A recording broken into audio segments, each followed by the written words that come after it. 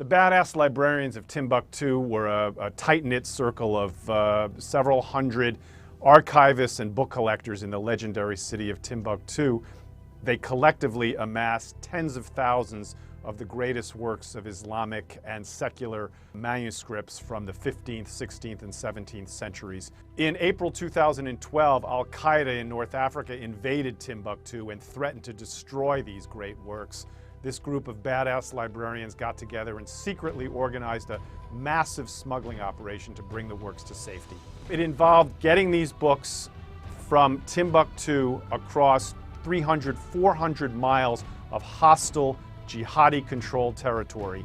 Several times some of these people were actually stopped and searched by the jihadis. People faced all sorts of dangers all the way through in getting these books out. Not only was Al-Qaeda territory dangerous, but even once they got the books into government territory, they faced interrogations from soldiers who ripped open the chests in which the manuscripts were contained, rifled through them, threatening to destroy these precious 600-700-year-old volumes.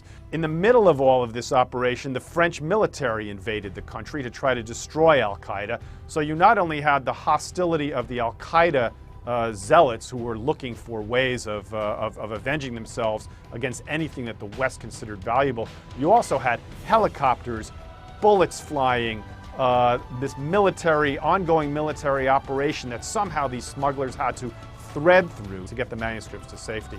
In 2006, I traveled up to Timbuktu to write about the ongoing salvaging and restoration of these great manuscripts. And it was during that trip that I met Abdul Qadir Haidara, the librarian who was largely behind this effort. We got to know each other, we stayed in touch.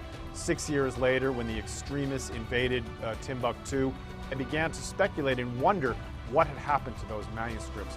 About a year later, after Al-Qaeda had fled, I sought out Abdul Qadir Haidara and began to hear about this incredible smuggling effort that he had led to salvage these books. It reminds us that there are people out there who are willing to take on these extremist groups. Every once in a while, an inspiring, positive story comes out, like this one. It gives people belief in the power of individuals to make a difference. That's what attracted me to this story, and that's what I hope to communicate in the Badass Librarians of Timbuktu.